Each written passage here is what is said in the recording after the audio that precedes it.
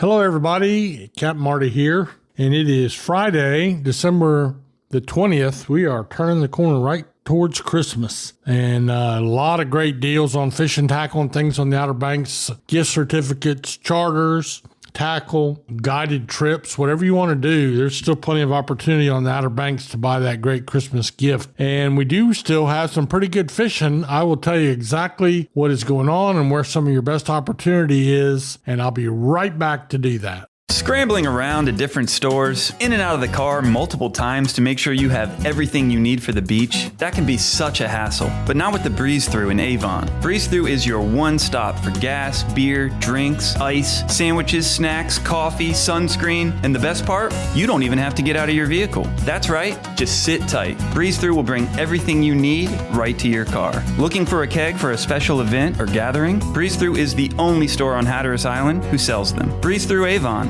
milepost 55, and online at breezethroughobx.com. Teachers Lair Marina in Hatteras Village is the closest spot on the Outer Banks to the Gulf Stream. Just inside Hatteras Inlet, Teachers Lair is fully loaded with bait, tackle, ice, snacks, and drinks for your fun-filled day out on the water. Want to get rigged up to catch the big one? Lee and the gang in the tackle shop can outfit you to catch whatever is eager to get hooked. To see the marina, the tackle shop, or to book a charter, go online to teacheslair.com. Teachers Lair Marina in Hatteras Village. Your fishing venture awaits. Offshore fishing is not much effort, typical for this week of the year right ahead of Christmas, but there have been a few boats offshore. There have been really more king mackerel than anything, mostly commercially.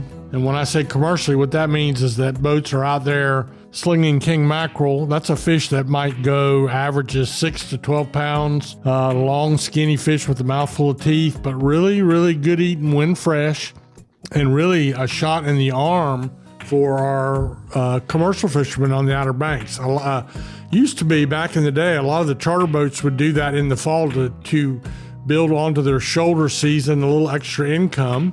And I used to love it, as I've said many times on this program, but both Oregon Inlet and Hatteras are still seeing some king mackerel. There's still some blackfin tuna and a scattered yellowfin tuna. I think Dickie Harris the other day caught 4 yellowfins and a dozen blackfin. And what else have I got on my list here? Let's see, that's about it, really. The bluefin tuna that we talked about a little bit are north of us mostly. Virginia Beach fleet doing really well on the under 73-inch size. They might be 70 pounds. They might be 250 pounds. That's a bluefin tuna. They're not the giants, which are classified over 73 inches and kind of roughly over 400 pounds. But they're coming, and we have a whole fleet that's ready to go out and fish for them through the month of January, February, and March. This is the time to book those trips if you're wanting to do a bucket list trip for a very big tuna. The bluefins will be out there, and some of them will go over 700 pounds. So it's really interesting because you have a lot of people from foreign countries that come from Portugal, from Japan. They got some from South Africa, and there's a large group of people that come, and some of them book. These fishing clubs will book through these tackle shops in New York City, believe it or not, and come down here and take a block of, say, 20 days on a charter boat. So it's really a shot in the arm for those that are willing to tough out the weather that time of year, and people that can make their schedule where if they get blown out, they can come back a couple days. In other words, they'll stay and wait for the weather. That's just a whole different ball game from your typical offshore fishing. Closer to the beach, we still continue to have a pretty good bite going on. And there is opportunity as you go into this weekend, even though it's going to be cold, there's still opportunity for black drum all up and down from the Virginia state line down to Oregon Inlet and further south. Hatteras Island had a good bite on speckled trout, a good bite on black drum and a few speckled trout. And they also had, they continue to catch sea mullet, mostly down on Hatteras Island. So you got that, a scattered bluefish, a scattered puppy drum. The key, though, is you need to be geared up. If you're doing the black drum sea mullet thing, you got to have some really fresh bait. You don't want to use frozen bait. These tackle shops that are open still are working hard to get you with the freshest possible bait. And in some cases, some of the synthetic baits like the fish bites are also very, very good, especially for the sea mullet. So get geared up, go in your local tackle shop. It costs you no more money to get fresh bait and local knowledge at no charge. That's why you go to the local tackle shops. If you come down here and you hit the big box store on your way into town to save a few bucks, you're already putting yourself at a disadvantage. So keep that in mind. Shop with your local tackle shops and go after those black drum and sea mullet. There's still a drum or two down on Hatteras Island. There's still some yearlings being caught. That's red drum. That's the North Carolina state fish. So there's still activity there. And what else on that? There's a few small sharks. And I did mention a scattered bluefish. We'll take a little break right here, and I'll be right back to talk to you about this great speckled trout fishing that we're having back in the Pamlico Sound. So stay tuned.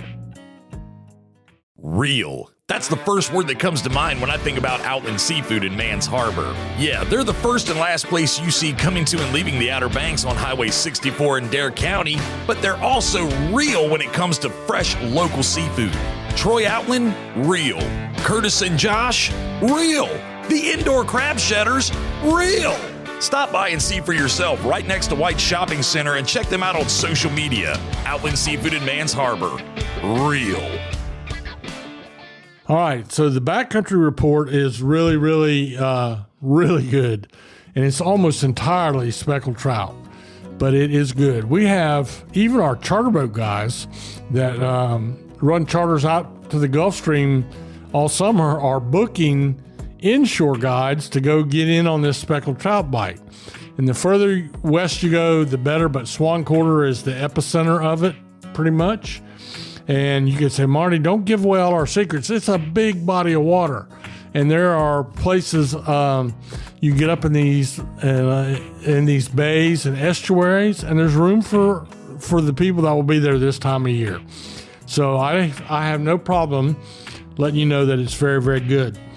Exactly where to go, I don't know, because I don't do it myself. I just know that the whole fleet that fished on the Outer Banks all summer has moved west. You got other things going on now too. The duck season is back in, the bear season's in. So there's a little bit more traffic on the Stumpy Point Highway. There's also a little bit of a bite going on Highway 64 over through Columbia and the Albemarle Sound. So it's a blessing, really, a good speckled trout bite. And when I say good, I mean on a good day with a good guide, catching 50 or more is not uncommon. Of course, you can't keep that many, but and some of them are up to, I've seen a couple that were 6 pounds. That's a big trout. So we have a lot to be thankful for as we go into the weekend. Main thing is you want to be really safe if you're going to do that sound fishing in the winter. You need to really think about what 52-degree water means if you end up in it. So have a good plan. Have good flotation devices. Even better yet, have some Mustang coats or survival gear. And be really, really careful. Make sure your float plans are filed and that you follow up on them. And it's best possible scenario is to fish with another boat. In other words, get 2 or 3 boats and go together as a group. So that's everything we have in the fishing report as we go into the weekend. I hope you've got the Christmas spirit and you're ready for the rest of the holiday season. And I hope you have a blessed day.